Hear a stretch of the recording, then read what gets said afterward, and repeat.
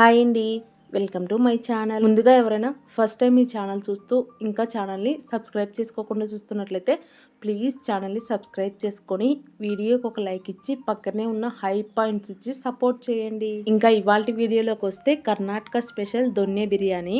అబ్బబ్బా ఎంత టేస్టీగా ఉంటుందంటే దమ్ బిర్యానీకి ధీటుగా ఏ మాత్రం తీసిపోదనమాట. ఇంకా బిర్యానీ తిన్న తర్వాత హెవీ ఫీలింగ్ అలా ఏమీ ఉండదు. టేస్ట్ అయితే అద్భుతంగా ఉంటుంది. ఇదైతే కర్ణాటకలో ఫేమస్ బిర్యానీ అనమాట.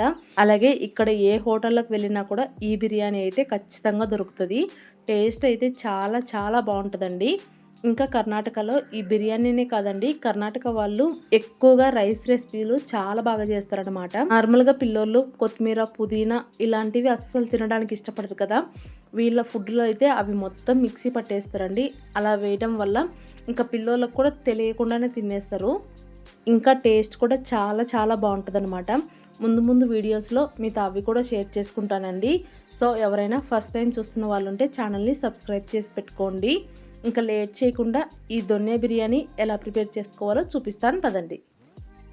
ఫస్ట్ బిర్యానీ చేసుకోవడం కోసం అయితే నేనైతే ఇక్కడ బియ్యం అయితే నానబెట్టుకుంటున్నా. యాక్చువల్గా ఈ బిర్యానీ చేసుకోవడం కోసం ఇక్కడ వాళ్ళైతే సిరిగే సాంబార్ రైస్ అని దొరుకుతుంది, వాటిని అయితే వాడతారు. నేనైతే నార్మల్ సోనా మసూరి రైసే వాడుతున్నానండి. నా దగ్గర అయితే అవి లేవు. ఆ రైస్ అయితే కొంచెం డిఫరెంట్గా ఉంటాయి అన్నమాట. మీరు కావాలంటే చిట్టి ముత్యాల రైస్తో కూడా ఈ బిర్యానీ చేసుకోవచ్చండి. నేనైతే ఇక్కడ 3 పెద్ద గ్లాసుల బియ్యం తీసుకొని బియ్యాన్ని శుభ్రంగా కడిగేసి ఒక హాఫ్ అన్ అవర్ పాటు నానబెట్టేసుకున్నా. ఈ 3 గ్లాసుల బియ్యం కూడా దాదాపుగా 1 కేజీ వరకు ఉంటాయండి. కేజీ బియ్యానికి కేజీ చికెన్ అయితే శుభ్రంగా కడిగేసి ఒక గిన్నెలోకి తీసుకున్నా. ఏ బిర్యానీ చేసుకోవాలన్నా కూడా బియ్యం ఇంకా చికెన్ ఈక్వల్ క్వాంటిటీలో ఉండేలాగా చూసుకోండి. ఇప్పుడు చికెన్ ని మ్యారినేట్ చేసుకోవడం కోసం అందులోకి 1.5 స్పూన్ కల్లుప్పు, అలాగే ఒక చిన్న కప్పు నిండా పెరుగు, ఇంకా 1 స్పూన్ పసుపు, ఒక చిన్న స్పూన్ నిండా కారం వేసుకొని మొత్తం అంతా బాగా కలిపేసుకోండి. ఈ బిర్యానీలోకి మనం కారం ఎక్కువగా వేసుకోవాల్సిన అవసరం లేదండి. జస్ట్ ముక్కలు సప్పగా లేకుండా ఉండడం కోసం నేనైతే కొద్దిగా కారం వేసుకున్నా. బిర్యానీ మొత్తం కూడా మనకు పచ్చిమిరపకాయల ఫ్లేవర్తోనే ఉంటుందన్నమాట. సో కారం అయితే కొద్దిగా చూసుకొని వేసుకోండి. ఇప్పుడు ఇవన్నీ కూడా ముక్కలకు పట్టేలాగా మొత్తం అంతా బాగా కలిపేసుకోవాలి. ఇలా చికెన్ని బాగా మ్యారినేట్ చేసేసి చికెన్ని కూడా ఒక హాఫ్ అన్ అవర్ పాటు నానబెట్టుకోండి. ఇప్పుడు మెయిన్ మసాలా ప్రిపేర్ చేసుకోవడం కోసం స్టవ్ పైన ప్యాన్ పెట్టుకొని అందులోకి 1 టేబుల్ స్పూన్ పైన ఆయిల్ వేసుకోండి. ఇప్పుడైతే ఆయిల్ కాస్త తక్కువగానే వేసుకోండి. ఇలా ఆయిల్ వేడెక్కిన తర్వాత ఇప్పుడు అందులోకి పెద్ద ఉల్లిపాయ ఒకటి ఇలా చిన్న చిన్న ముక్కలుగా కట్ చేసుకొని వేసుకోవాలి. మసాలా ప్రిపేర్ చేసుకునేటప్పుడు మీరు చేసుకునే బిర్యానీ క్వాంటిటీని బట్టి ఐటమ్స్ అన్నీ కూడా వేసుకోండి. ఇప్పుడు అందులోకి 4-5 పచ్చిమిరపకాయలు కూడా వేసుకోవాలి. ఇక్కడ నేను తీసుకున్న పచ్చిమిరపకాయలు అయితే చాలా కారంగా ఉన్నాయండి, అందుకే 4-5 వేసుకున్నా. ఇప్పుడు ఆ ఉల్లిపాయ పచ్చిమిరపకాయని కాసేపు కలుపుకుంటూ ఉల్లిపాయ లైట్గా మెత్తబడేంత వరకు మగ్గించుకోవాలి. అలా ఉల్లిపాయ మెత్తబడిపోయిన తర్వాత ఇప్పుడు అందులోకి 1 గుప్పెడు పుదీనా, అలాగే 1 గుప్పెడు కొత్తిమీర వేసుకోవాలి. అలాగే మీ దగ్గర ఉంటే కొద్దిగా మెంతికూర కూడా వేసుకోండి, ఫ్లేవర్ బాగుంటుంది. నాకైతే ఈ బిర్యానీ చేసిన రోజు ఎన్ని షాపులు తిరిగినా కూడా మెంతికూర దొరకలేదనమాట. అందుకని నేనైతే మెంతికూరను స్కిప్ చేశానండి. మీ దగ్గర ఉంటే కనుక ఖచ్చితంగా మెంతికూరను వేసుకోండి. మెంతికూర వేసుకునేటప్పుడు మరీ ఎక్కువ కాకుండా కొద్దిగా వేసుకోండి. మరీ ఎక్కువగా వేసుకున్నారంటే చేదు వచ్చే అవకాశం ఉంటుందన్నమాట. సో చూసుకొని యాడ్ చేసుకోండి.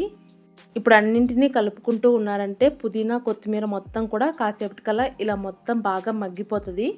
ఇలా మగ్గిపోయిన తర్వాత ఇప్పుడు అందులోకి ఒక పెద్ద తెల్లగడ్డను తొక్కేం తీయకుండా అలాగే వేసేసుకోండి. అలాగే 2-3 ఇంచుల అల్లం ముక్కని ఇలా తొక్క తీసేసి చిన్న చిన్న ముక్కలుగా కట్ చేసి వేసుకోండి.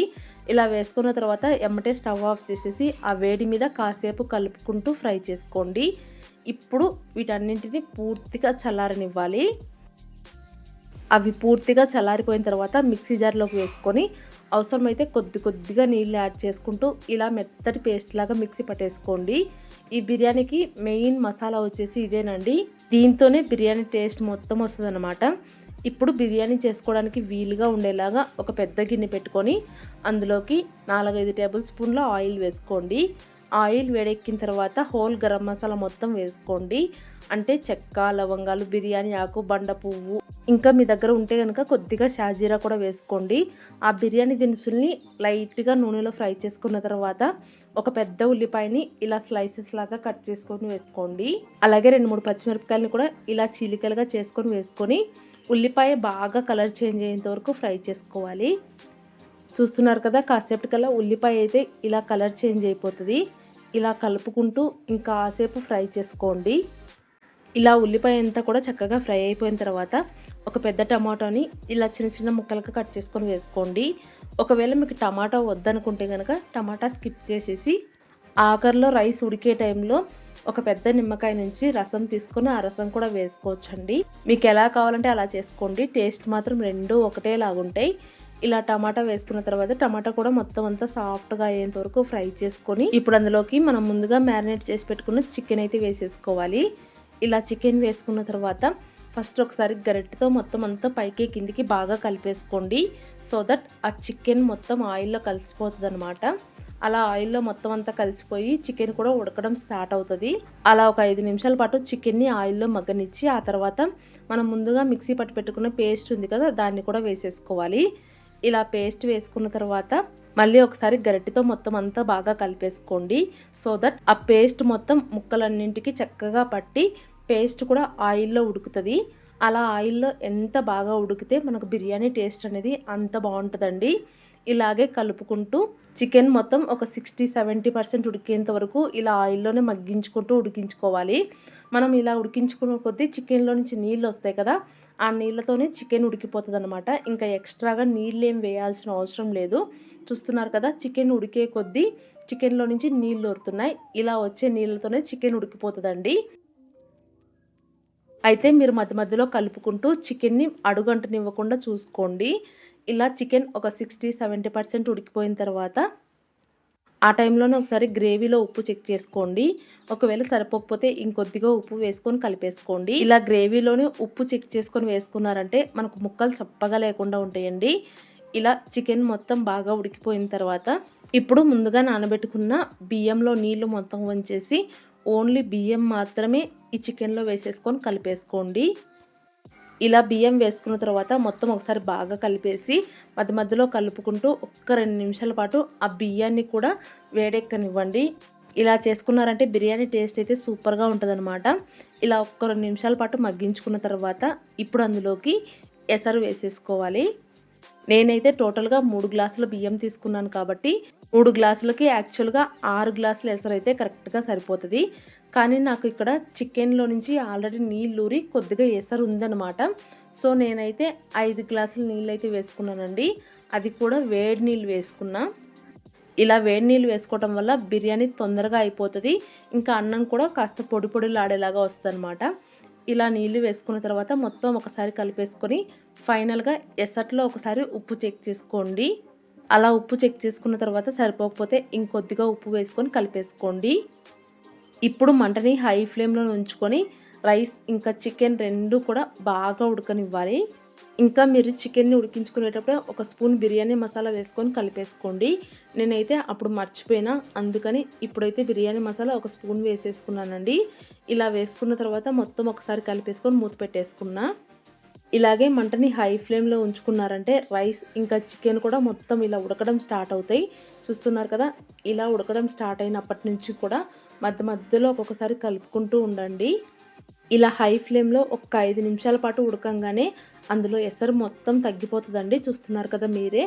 ఇలా ఎసరు తగ్గిపోయిన తర్వాత నుంచి కూడా మంటనైతే తగ్గించుకుంటూ ఉండాలి. మీరు అలాగే హై ఫ్లేమ్లో పెట్టారంటే బిర్యానీ మొత్తం అడుగంటిపోతుంది అనమాట. ఇలా మధ్య మధ్యలో కలుపుకుంటూ లో టు మీడియం ఫ్లేమ్లో పెట్టేసుకోండి. కాసేపటికల్లా ఎసరు మొత్తం ఆల్మోస్ట్ తగ్గిపోతుంది. ఆ టైంలో ఒక స్పూన్ నెయ్యి వేసుకొని కలిపేసుకోండి. నెయ్యి పూర్తిగా ఆప్షనల్ అండి. మీరు కావాలంటే వేసుకోవచ్చు, లేదంటే లేదు. వేసుకున్నారంటే టేస్ట్ బాగుంటుంది. ఇలా నెయ్యి వేసుకొని మొత్తం ఒకసారి కలిపేసుకొని ఈ టైంలో పూర్తిగా సిమ్లో పెట్టేసుకోండి. అలా పూర్తిగా సిమ్లో పెట్టేసుకొని మూత పెట్టుకుంటూ మధ్య మధ్యలో కలుపుకుంటూ బిర్యానీలో ఉండే తేమ మొత్తం పోయేంత వరకు మగ్గించుకోవాలి. అంటే ఈ టైం నుంచి సిమ్లో పెట్టుకున్నారంటే దాదాపుగా 20 నిమిషాల కల్లా కూడా బిర్యానీలో ఉండే తేమ మొత్తం పోతుందన్నమాట. మీకు అది కూడా చూపిస్తాను చూడండి. ఫైనల్గా బిర్యానీ రెడీ అయ్యేసరికి ఇక్కడ వీడియో క్లిప్లో చూపిస్తున్నాను చూడండి. ఇలా ఉంటుంది. మీకు పర్ఫెక్ట్గా బిర్యానీ రెడీ అయిందో లేదో తెలుసుకోవడం కోసం ఆ బిర్యానీని చేత్తో ఒకసారి తాకి చూడండి. మీ చేతికి కనుక ఎటువంటి తేమ అంటుకోకుండా ఉన్నట్లయితే కనుక బిర్యానీ పర్ఫెక్ట్గా రెడీ అయిపోయినట్లు. ఇలా రెడీ అయిపోయిన తర్వాత మూత అలాగే పెట్టేసి ఒక్క 10 నిమిషాల పాటు అలాగే వదిలేసేయండి. ఇంకా ఆ వేడికి ఎక్కడైనా లైట్గా తేమ ఉన్నా కూడా మొత్తం పీల్ చేసుకుంటుంది. అలా మొత్తం ఒక 10 నిమిషాల పాటు వదిలేసిన తర్వాత అయితే ఫైనల్గా దొన్నె బిర్యానీ అయితే ఇలా రెడీ అయిపోతుందండి. చూస్తున్నారు కదా బిర్యానీ ఎంత బాగా వచ్చిందో. నిజంగా చెప్తున్నా, టేస్ట్ అయితే సూపర్గా ఉంది. మీరు కనుక ట్రై చేయాలనుకుంటే తప్పకుండా ట్రై చేయండి. చాలా చాలా బాగుంటుంది. ఒకసారి కనుక ఈ బిర్యానీ తిన్నారంటే ఇంకా నార్మల్ దమ్ బిర్యానీ అస్సలు తినబుద్ధి కాదు. అంత టేస్టీగా ఉంటుందన్నమాట. ఇంకా చేసుకోవడం కూడా చాలా సింపుల్. నార్మల్గా దమ్ బిర్యానీ చేయాలంటే రైస్ సపరేట్గా, చికెన్ సపరేట్గా ఇలా చేసి మళ్ళీ దమ్ పెట్టి ఎన్ని గిన్నెలు పడతాయో, ఇలా చేసుకున్నారంటే సింపుల్గా అయిపోతుంది. ఇంకా టేస్ట్ కూడా సూపర్గా ఉంటుంది. ట్రై చేయండి. ట్రై చేసి మీకు ఎలా వచ్చిందనేది ఖచ్చితంగా కామెంట్ చేసి చెప్పండి. అలాగే ఈ వీడియో మీకు నచ్చినట్లయితే ప్లీజ్ వీడియోకి ఒక లైక్ ఇవ్వండి. ఇంకా మీ ఫ్రెండ్స్ అండ్ ఫ్యామిలీ మెంబర్స్కి షేర్ చేయండి. కొత్తగా కనుక ఎవరైనా మన ఛానల్ని ఇప్పుడే చూస్తున్నట్లయితే ఛానల్ని సబ్స్క్రైబ్ చేసుకొని సపోర్ట్ చేయండి. Thank you.